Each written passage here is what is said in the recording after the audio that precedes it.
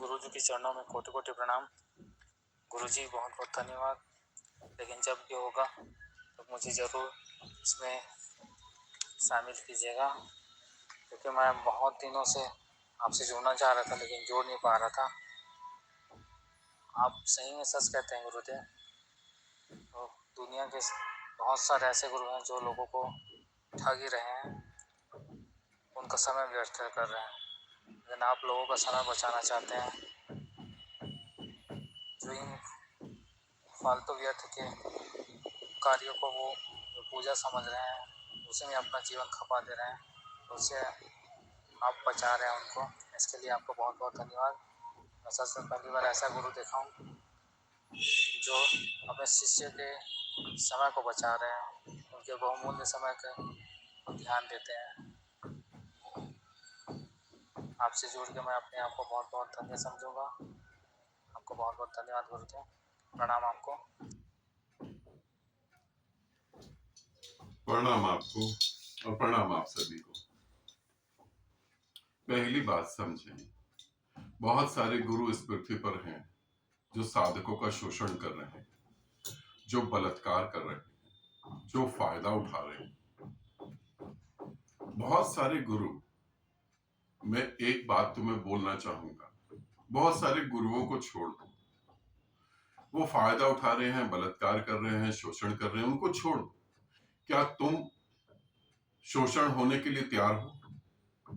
प्रश्न शोषण करने वाले का नहीं, प्रश्न यह है कि तुम शोषण होने के लिए तैयार हो? तुम बलात्कार करवाने के लिए तैयार हो? तुम अपना समय बर्बाद करने के लिए तैयार हो? अगर तुम अपना शोषण करवाने के लिए तैयार हो, बलात्कार करवाने के लिए तैयार हो, अपना समय खराब करने के लिए तैयार हो, तो गुरुओं की तो बात छोड़ो, कोई ना कोई खड़ा हो जाएगा। 1 लाख रुपया सड़क पर फेंक दो। तुम्हें क्या लगता है कि 1 लाख सड़क पर रुपया जो फेंका है वो कोई उठाएगा? नहीं। और अगर किसी ने 1 लाख रुपए उठा के अपने घर ले गया कोई, तो क्या वो चोर हो जाएगा? 1 लाख रुपए तुमने सड़क पे फेंका। सड़क पे पड़ी हुई चीज कोई भी उठा सकता है। वो लावारिस चीज है, उसका कोई वारिस नहीं है, उसे कोई भी उठा सकता है। हम जब तक सोचेंगे कि चमत्कार हो जाए, कोई गुरु हमारी जिंदगी में आए और वो चमत्कार कर दे, तब तक शोषण होगा। हमारे पास दिमाग दिया है, हम इस दिमाग से नहीं सोच रहे, तो हम एक लावारिस वस्तु की तरह हैं, कोई भी उठा के हमें यूज करेगा। कोई कह दे कि 5 दिन में तीसरी आंख खुल जाएगी, तुम भागो, 5 दिन में तीसरी आंख खुल जाएगी। और जो खोल रहा 5 दिन में तीसरी आंख, उसकी खुद ही नहीं खुली। अगर उसकी तीसरी आंख खुली होती तो वो घर घर जाके तीसरी आंख खोल देता, उसकी खुद ही नहीं खुली। थोड़ा सोचो।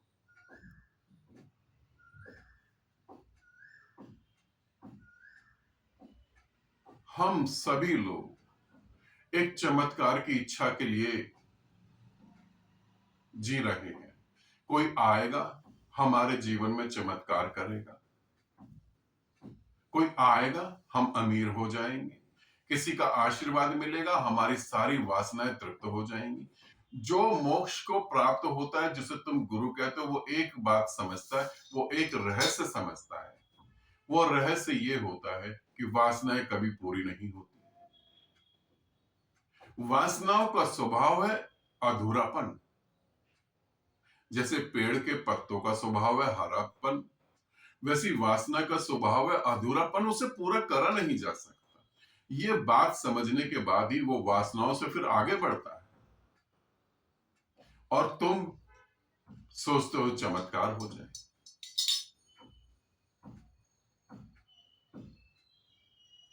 एक व्यक्ति ने मेरे को, एक साधक है राजस्थान में, जयपुर में, एक व्यक्ति, उनसे मैंने बात करी। उन्होंने बोला गुरुदेव आशीर्वाद दें, मैं बहुत तरक्की करूं।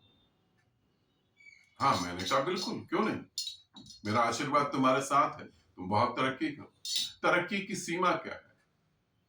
उन्होंने बोला कुछ तरक्की की ऐसी बड़ी सीमा तो नहीं है। अब ये मूर्खता को समझना, कोई तरक्की की ऐसी बड़ी सीमा तो नहीं। हर कंट्री में, पृथ्वी पर जितनी भी कंट्री, हर कंट्री में मेरा बंगला हो बहुत बड़ा, उस बंगले में 100 नौकर हो, हर बंगले में 100 नौकर हो, और ज्यादा नहीं 40 या 50 मेरे अपने पर्सनल जेट विमान हो।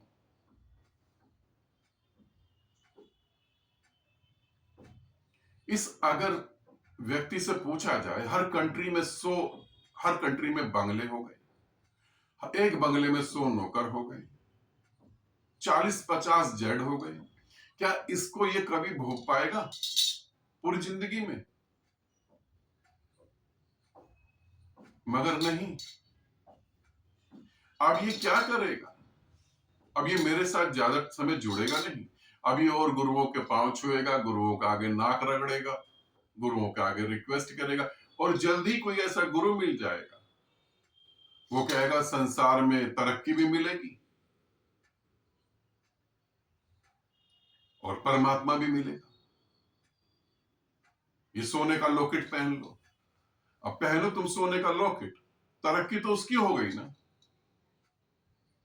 थोड़ा समझो, अगर ध्यान करने से संसार में तरक्की होती, गाड़ी बंगला जेट विमान नौकर चाकर आ जाते, तो उसको फिर ये प्रचार करने की जरूरत ही क्यों होती?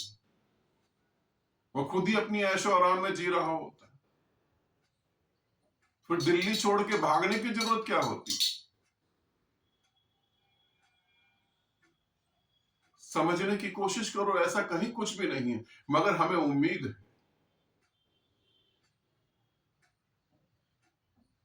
कि गुरुदेव के आशीर्वाद से कुछ हो जाए। फिर गुरु, अब ये एक बहुत शॉर्टकट तरीका है पैसा कमाने का। आपके पास एजुकेशन नहीं है, आप एजुकेटेड नहीं हो, किसी काम का आपको अनुभव नहीं है, किसी कंपनी में जॉब नहीं कर सकते, आध्यात्मिक गुरु बन जाओ। करना क्या है? लोग मूर्ख बनने के लिए ऑलरेडी तैयार हैं, बस उनको मूर्ख बनाते जाओ। वो ऑलरेडी तैयार हैं, अब आप उनको हाँकते जाओ, पैसा भी मिलेगा, ये कर लो, ये यंत्र पहन लो, पैसा मिलेगा, यंत्र की पूजा कर लो, पैसा मिलेगा, स्वस्थ हो जाओगे, जवान हो जाओगे। अब जब तुम शोषण करवाने को ही तैयार हो, तो एक बेरोजगार आदमी, एक अनपढ़ लिखा आदमी तुम्हारा शोषण करके फायदा तो कमाएगा। मैं गुरुओं को दोष नहीं देता, मैं तो तुम्हारी समझ को दोष देता हूं। तुम क्यों नहीं समझदार हो पा रहे? कृष्ण ने अर्जुन को कभी नहीं, तुमने अगर गीता पढ़ी हो, हिंदू धर्म से हो, गीता पढ़ी हो, तो कृष्ण ने कभी नहीं अर्जुन को कहा कि तू मेरे को 4 लड्डू चढ़ा और मेरे गले में माला डाल और देख तू युद्ध जीत जाएगा। कृष्ण ने कभी नहीं कहा। मगर लोग भागे जा रहे हैं वृंदावन, बच्चा भी पैदा करवाना है, बिजनेस भी चलवाना है, वहां से मिट्टी की मूर्ति लाके घर में बिठा दी। मिट्टी की मूर्ति बनाने वाला तो खुद ही गरीब है।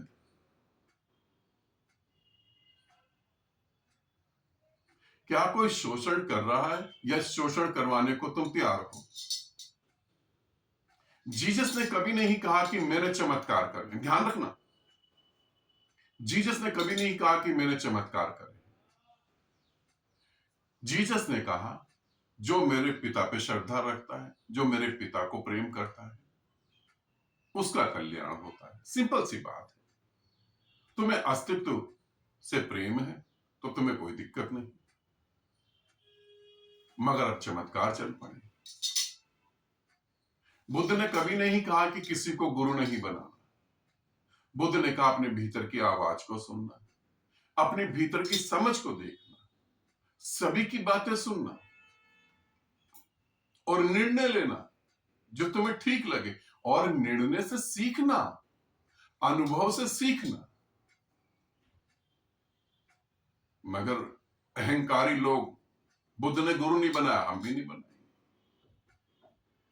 किताबें पढ़ेंगे, यूट्यूब पे वीडियो देखेंगे, इधर उधर खंगालते रहेंगे, गुरु नहीं बनाएंगे। अलग अलग तरीके के जोकर हैं यहां पर।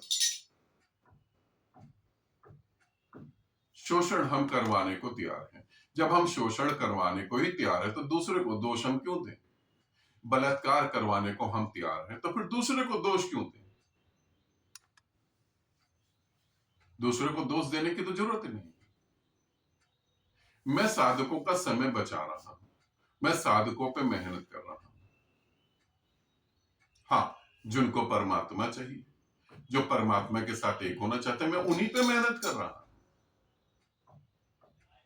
मेरे पास ऐसा नहीं सोचना, मेरे पास भी ऐसे साधक साधिका आ जाते हैं और उनको लगता है हमारा काम चल पड़े, वो दो चार महीने टिकते हैं, उसके बाद वो भाग जाते हैं। मेरे पास भी आ जाते हैं, क्योंकि ये अंधविश्वास तो कूट कूट के भरा हुआ है, आत्मा तक जहर पहुंच गया है और वो जहर इतनी जल्दी तो खत्म नहीं होगा। तो मैं उन्हीं पे मेहनत कर रहा हूं जो परमात्मा के साथ एक होना चाहते हैं, जो अपने को जानना चाहते हैं, जो इस मानसिकता से ऊपर उठना चाहते हैं,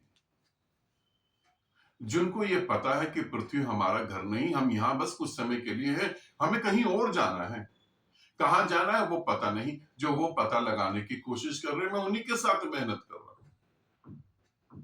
और मजेदार बात ये भी है, मेरी मेहनत सफल हो रही है। मेरे को इस बात का गर्व है कि मेरे सन्यासी भिखारी नहीं, वो भीख नहीं मांगते कि हमें बच्चा चाहिए, वो भीख नहीं मांगते कि हमारा बिजनेस चल पड़े, वो भीख नहीं मांगते कि प्रॉपर्टी बढ़ जाए, वो परमात्मा होना चाहते हैं। मुझे इस बात का गर्व है। जो भी मेरे पास सन्यासी है वैसे हैं, औरों के पास तो भिखारी खड़े हैं। भिखारी भिखारी को ही पैदा करता है, सम्राट सम्राट को ही पैदा करता है और परमात्मा परमात्मा को ही पैदा करता है। तो तुम ये मत सोचो कि गुरु शोषण करते हैं। पहली बात तो उनके नाम के आगे से गुरु हटा दो,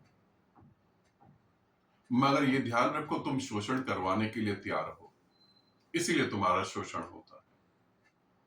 तुम एक बार सोचो, तुम अपने धार्मिक कथा कहानियों से बाहर निकल के सोचो, थोड़ा सोचो। और जब तुम अपनी धार्मिक कहानियों से थोड़ा बाहर निकल के सोचोगे तो उन कहानियों को सुन के पढ़ के हंसी आने लगेगी।